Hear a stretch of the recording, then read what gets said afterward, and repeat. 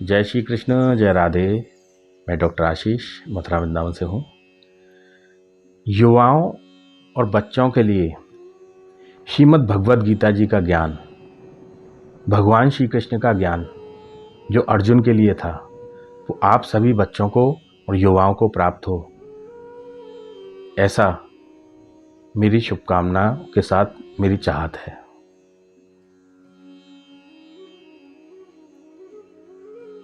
आज का जो मेरा टॉपिक है,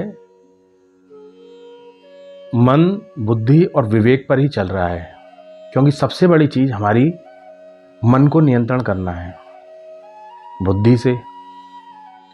बुद्धि किसका साथ लेगी? विवेक का। हम बुद्धि को भी मन पर नियंत्रण कर सकते हैं।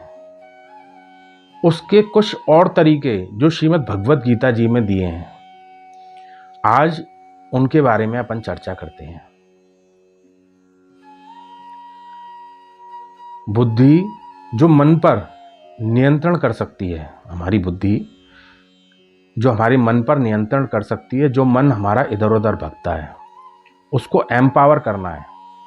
सबसे पहले प्रत्येक मनुष्य को, प्रत्येक बच्चे को, हर बच्चे को अपने आप को एम्पावर करे। एम्पावर मीन्स स्वावलंबी बनाए, सशक्त बनाए, मजबूत बनाए। हर बच्चे को अपने आप को मजबूत बनाना है, सशक्त बनाना है अपनी बुद्धि के द्वारा।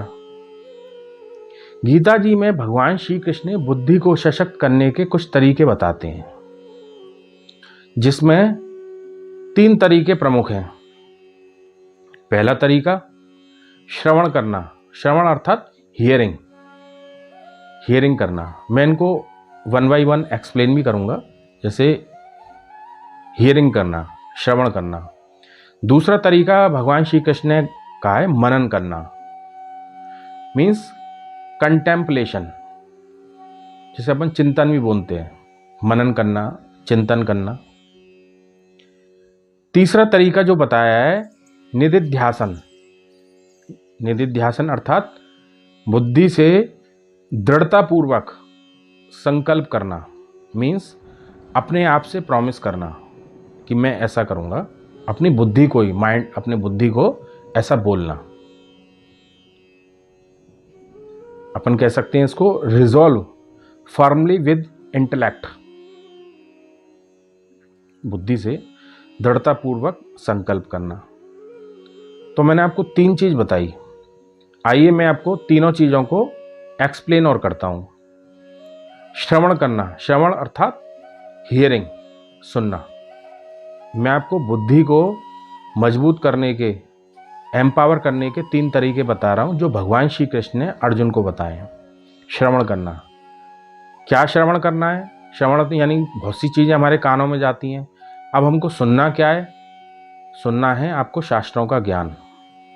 शास्त्र जो हमारे हैं, जिसमें मैंने आपको शुरू में कहा था श्रीमद् भगवद गीता जो बच्चों के लिए है, हनुमान चालीसा, इनका सदैव 10 से 15 मिनट या ज़्यादा टाइम है, आप ज़्यादा अध्ययन कीजिए।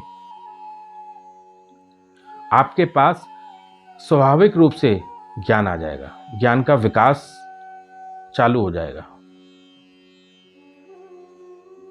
आपकी बुद्धि के अंदर ज्ञान आना प्रारंभ हो जाएगा। श्रवण करना, सुनना।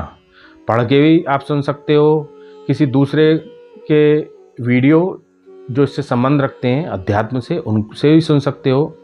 श्रवण करके, सुन के, इसके साथ में अच्छी बातें पढ़कर, अच्छी बातें, खराब चीज़ें नहीं देखनी है, खराब बातें नहीं सुननी है, अच्छी बातें जो हमारी बुद्धि को प्रखर करे। हमारे क्षेत्र के कि हम जिस क्षेत्र में अध्ययन कर रहे हैं, जिस क्षेत्र का ज्ञान ले रहे हैं, जिस क्षेत्र की स्टडी कर रहे हैं, जैसे आप कंप्यूटर साइंस हैं, फिजिक्स है, केमिस्ट्री है, आर्ट्स है, कॉमर्स है, जिस सब्जेक्ट की आप पढ़ाई कर रहे हो, उसका आप श्रवण करें, ज़्यादा से ज़्यादा उस क्षेत्र का ज्ञान लें। अध्यात्म का ज्ञान, आपके सब्जेक्ट का ज्ञान, ठीक है? ये आपको करना है, यानी उससे रिलेटेड ही बातों को सुनना है, गलत चीज़ों को नहीं सुनना है। उससे होगा क्या? आपकी बुद्धि प्रखर होगी। प्रखर मीन्स एडवांस्ड हो जाएगी। कैसे हो जाएगी? आपके पास कंटेंट आ जाएगा। मीन्स आपको बुद्धि के लिए या आपको जिस जिस क्षेत्र में आप पढ़ रहे हो, जैसे कॉमर्स में पढ़ रहे हो, कॉमर्स के जो भी आपका सिलेबस है, आपने सारे सिलेबस को अच्छी तरह सुन लिया, पढ़ लिया, बार बार उसका अभ्यास किया, तो उस सिलेबस से रिलेटेड जो भी आपके पास क्वेश्चन आता है उसको आप आसानी से हल कर सकते हो। क्यों? क्योंकि आपने जितना भी सिलेबस है उसको अच्छी तरह से श्रवण कर लिया, पढ़ लिया। ठीक है। इन सब में मैं फिर भी कहूँगा ये तो करना ही है, साथ में गीता ज्ञान भी प्रमुख है, उसको भी साथ में रखना है।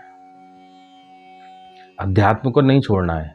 वही तो विवेक है जो बुद्धि को गाइड करेगा।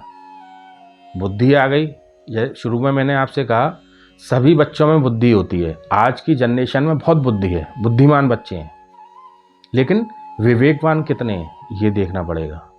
हमारी बुद्धि को विवेक सपोर्ट करता है, और बुद्धि मन को कंट्रोल करती है। मन को सबसे बड़ा काम है हमारे मन को कंट्रोल करना। मन जो भगता है गलत चीज़ों में, उनको कंट्रोल होने के लिए सारी बातें होनी हैं। अगला जो आता है श्रीमद् भगवत गीता जी का मनन करना। कंटेम्पलेशन मीन्स चिंतन, चिंतन करना।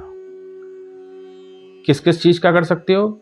शास्त्रों की बातों को, अध्यात्म को, ज्ञान को, जिससे आपका फायदा हो, आपका विकास हो, उनका मनन और चिंतन करना है।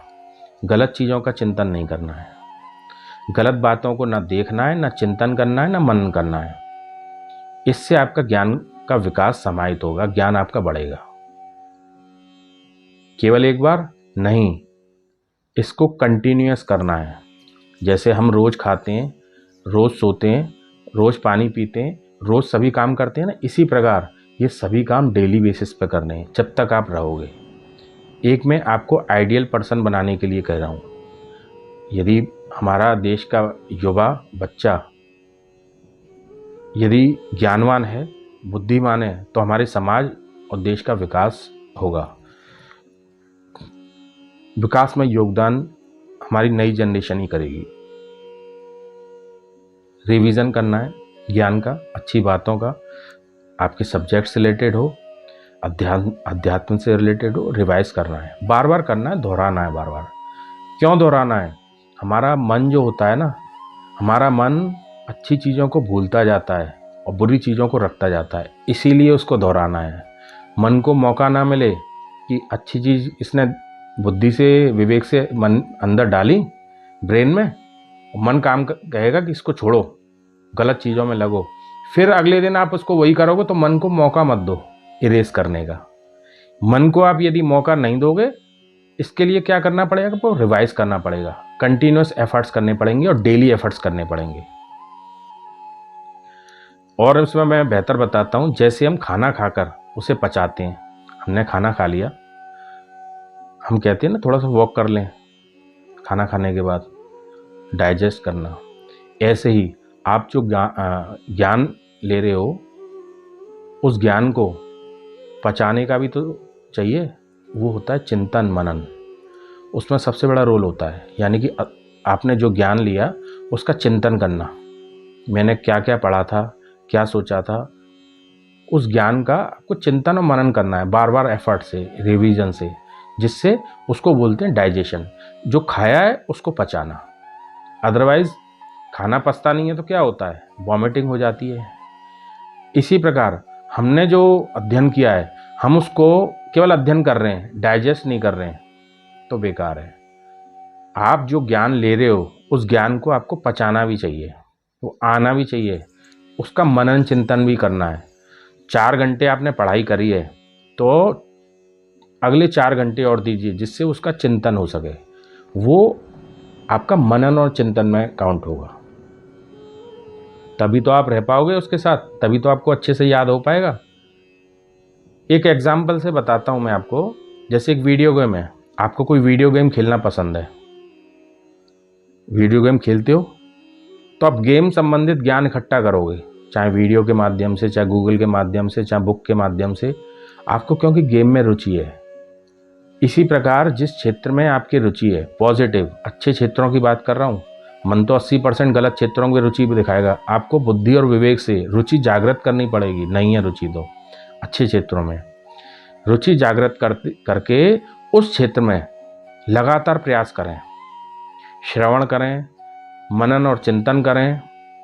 उससे होगा क्या, आपका ज्ञान का विकास बढ़ता जाएगा और उस क्षेत्र में आप ज्यों-ज्यों बढ़ते जाओगे उसी क्षेत्र में आप नंबर 1 भी हो जाओगे। यही श्रवण और मनन है।